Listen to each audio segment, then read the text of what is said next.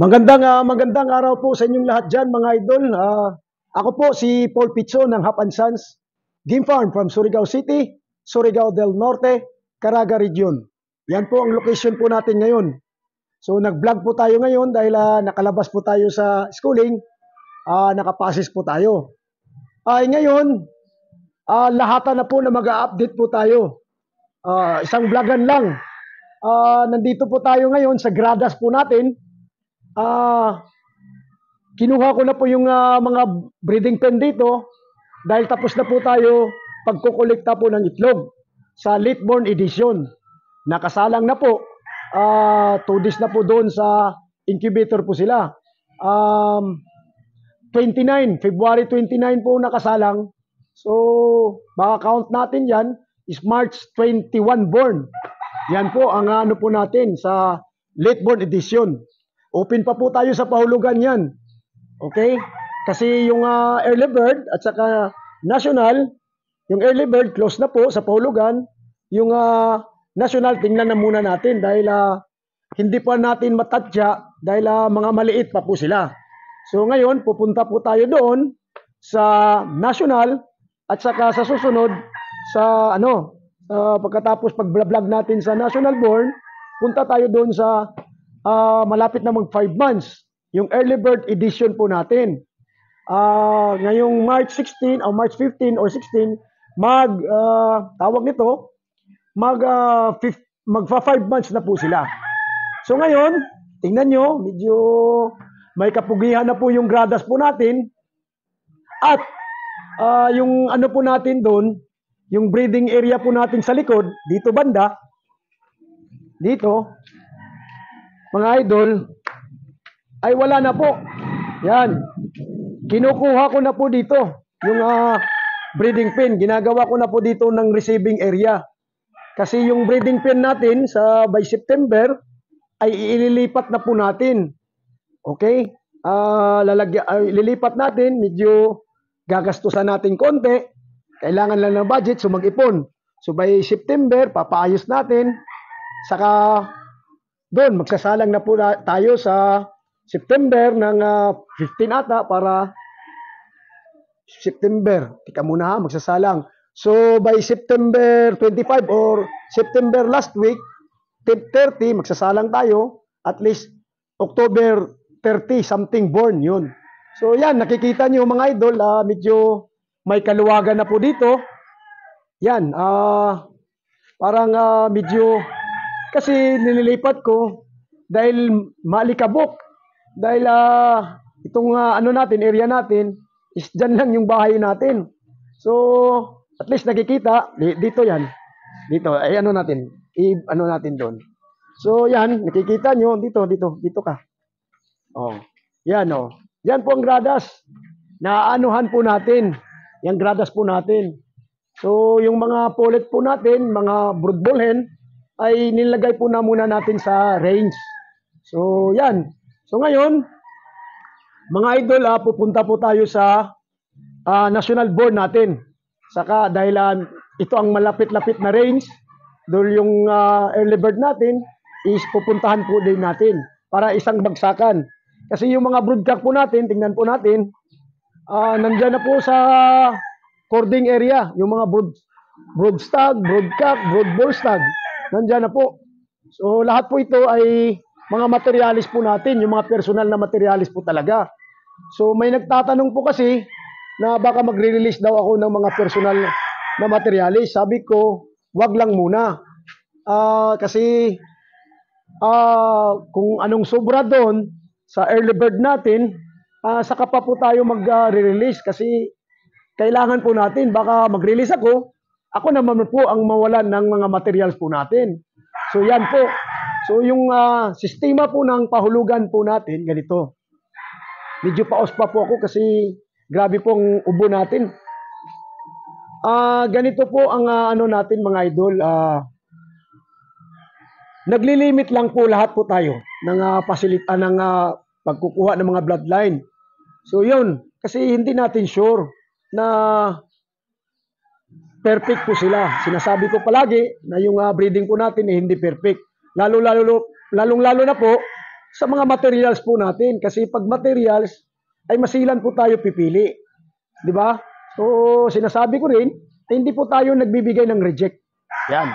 So, ayan. So, ngayon, pupunta na tayo. Tara. Yan, andito na po tayo ngayon sa range po natin, sa unang range po natin, na malapit-lapit sa atin, na yung national born po natin. Bit-bit ko, yung ubod po ng saging. Kasi alas 11 na po ng umaga ngayon, so papa-snackin po natin sila. Yan. So tara. Tara. Oh. So yun po. Yan. Pag-umpisahan na po natin sila pa-snackin ng ubod ng saging. May nakawala na isa. Papasukin mo. Yan, tingnan nyo. Healthy po. Yan. Healthy po yung ano natin. Yan, oh. Oh. Yan. Healthy po sila. Ano? Yung iba ayaw pang lumabas. Yan. Sa tingin ko medyo marami-rami po yung ano natin dito. Tawag nito is yung mga male. Makikita nyo naman, oh. Dami po. Nagpapasalamat po talaga ako na sa ganitong sitwasyon na marami po ang male. Yan. Oh. Tingnan mo. Sarap po pakinggan. Sarap pakinggan yung mga boses po nila na humingi po sila ng pagkain. Healthy po sila. Yan. Mamaya, ano pa pakain natin, sa taas? Papaya? Meron ba? Meron bang hinog? O yan po mga idol. Ano ba ito, Ubusin? Ubusin natin pag ano, hindi. Sobra na ito, no? Wag. Oo. So, dara, yan, pasok tayo. Tingnan nyo. Yan.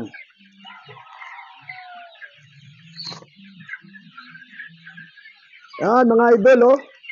Nasasarapan po sila ng ubod ng saging. Sana papatayin mo na lang dito yung ilaw. Yan. Mga idol. Kumakain po sila ng ubod ng saging. Oh. Parang sa tingin ko gutom na po sila. So,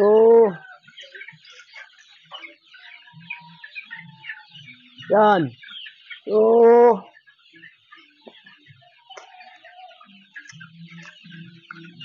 nakapasok na ba lahat? Kasi meron namang lumalabas eh. Umu-over the backwood sa range po natin. Yan, mga idol.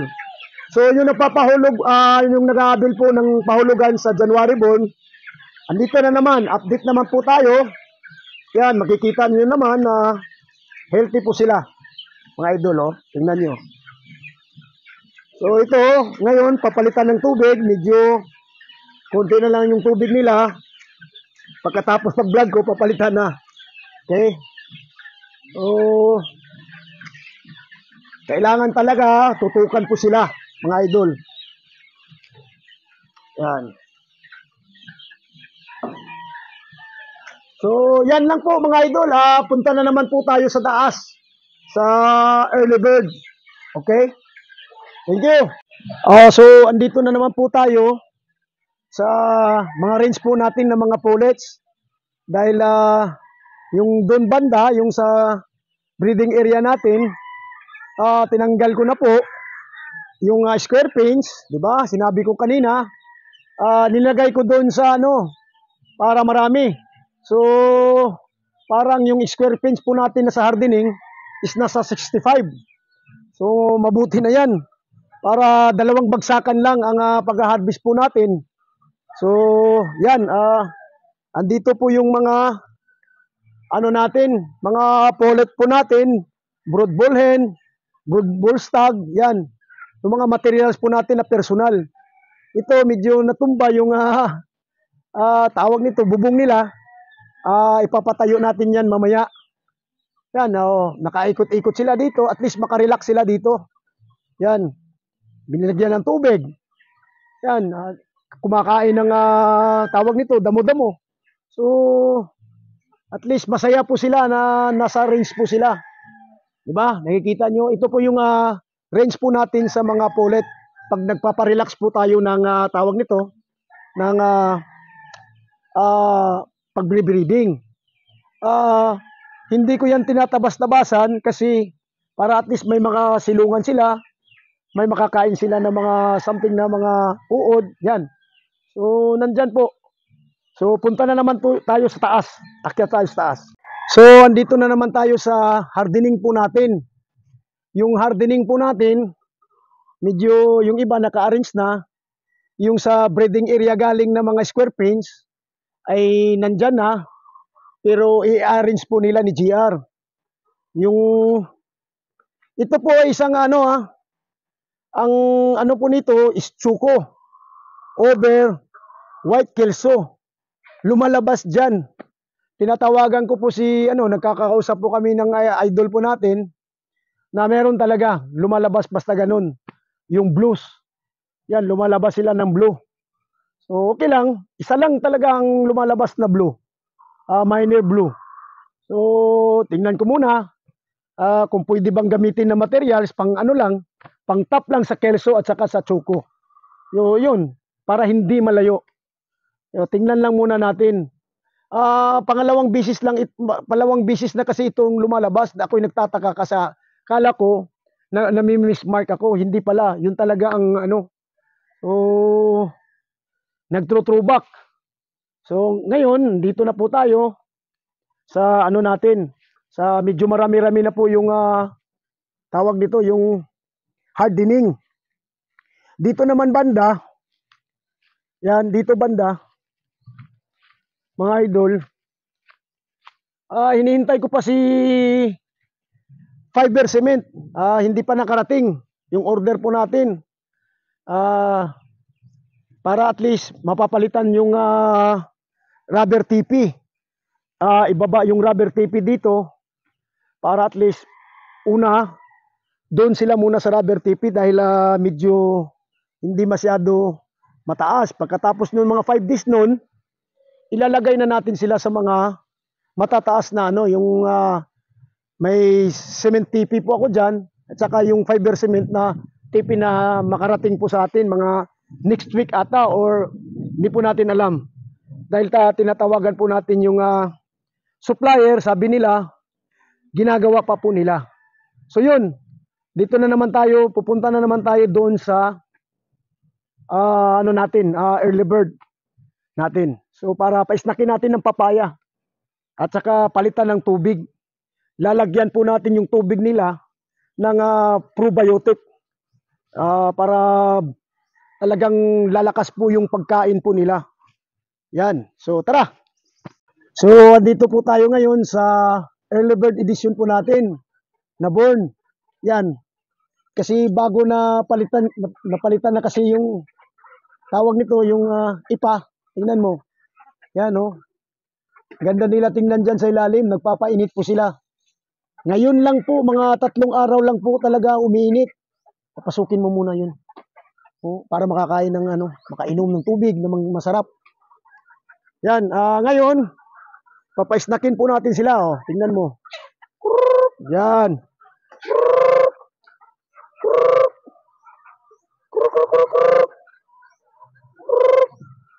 Yan, ano po natin, healthy po sila. So, yung nag-aabil po sa atin ng tawag nito, pahulugan sa early bird edition, nandito na po. Yan. Pinapa-snack na po natin. Minumonitor.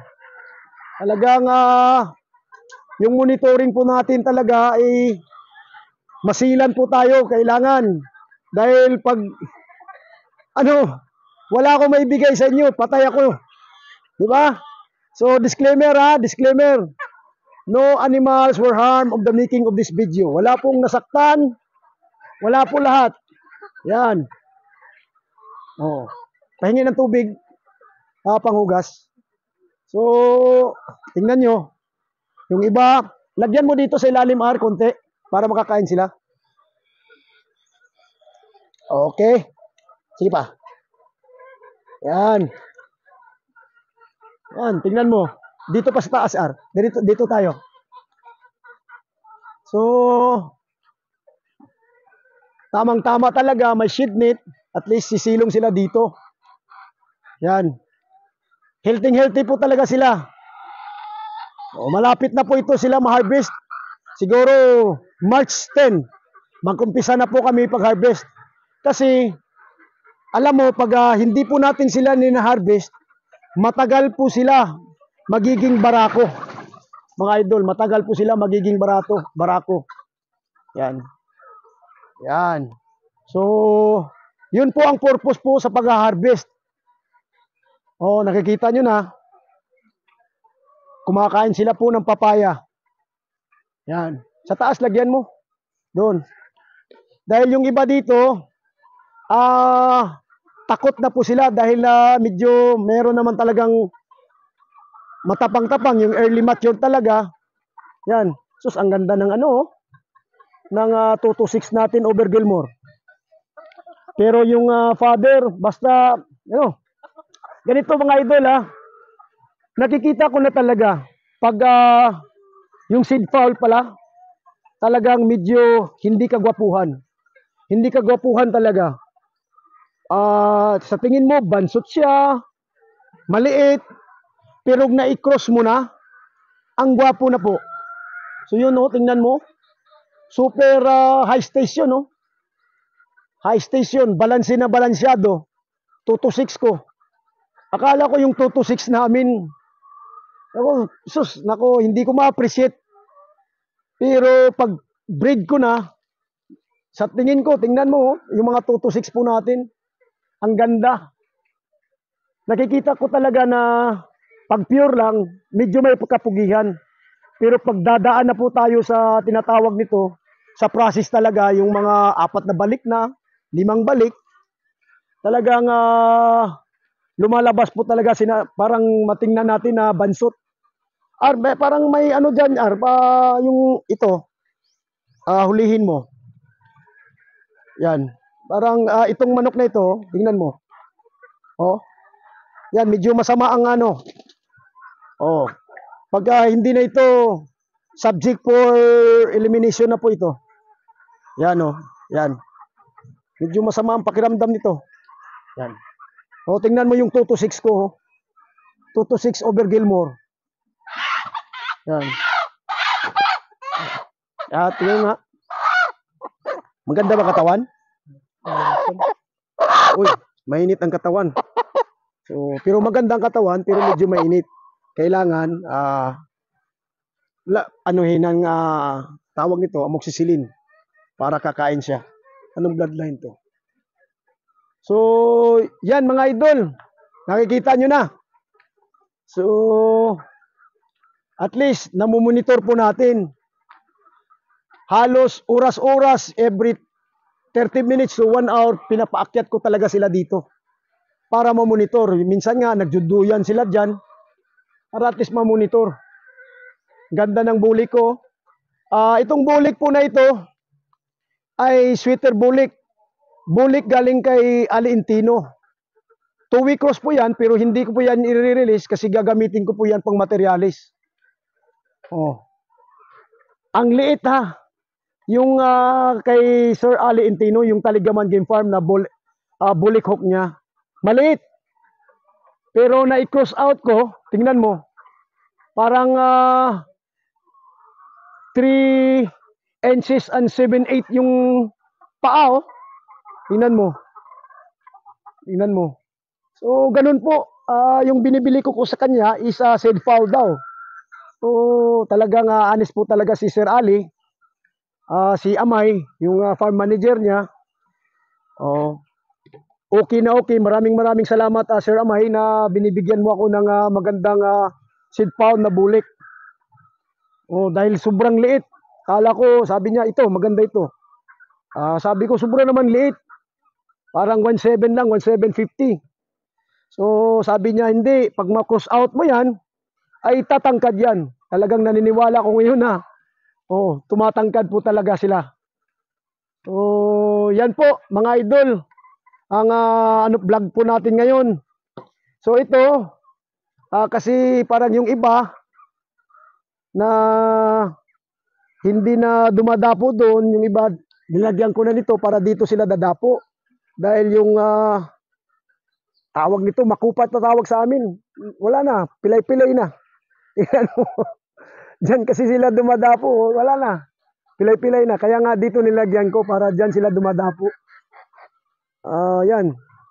So, yung iba, tawag nito, ipapasukin mo. Dahil hindi natin alam yung mga predator. Di ba? So, kailangan pinapapasok yan sila. So, yun lang po mga idol. Magandang umaga po sa inyong lahat. Shout out po sa lahat sa nag-aabil po ng pahulugan system po natin from October born. So, early bird, yung national born natin. At saka continuous po tayong tumatanggap ng early bird, pero naglilimit lang po tayo. Yung kelso po natin na red kelso na galing kay Sir B-Boy, close na po yun. So yung golden boy po natin na galing kay Sir Red Game Farm ay parang dalawa na lang yung ano po natin, dalawang tayo na lang po ang available niyan. So meron naman akong ginagawa na golden boy din na galing kay Sir John. Doon man din sa authentic man din yung pinanggalingan ng mga ano niya. Kaya doon tayo kumukuha. So doon, pwede tayo doon kumukuha ng golden boy. Okay? So, yan. Shout out sa lahat. Shout out po talaga sa lahat. Maraming salamat sa tulong. 4 na taon po tayo kahapon, mga idol. 4 years na po tayo sa Hap and Sons. God bless me, God bless us all. So mga idol, ganito. Maraming salamat sa pagsuporta, sa pagtiwala niyo sa akin, mga idol. Salamat po talaga. Shout out po talaga sa lahat. Yung mga kaibigan po natin na mga vlogger, kagaya kay Melpe Burga, yung nagsusuporta po sa atin, Excellence. Maraming salamat po, Excellence. Maraming salamat din, Bimig Company. Yan, yung palaging nagsusuporta po sa atin. Okay? Salamat po sa 4 na po na taon na continuous po kayo naniniwala po sa akin. God bless. Good morning. Happy Sunday.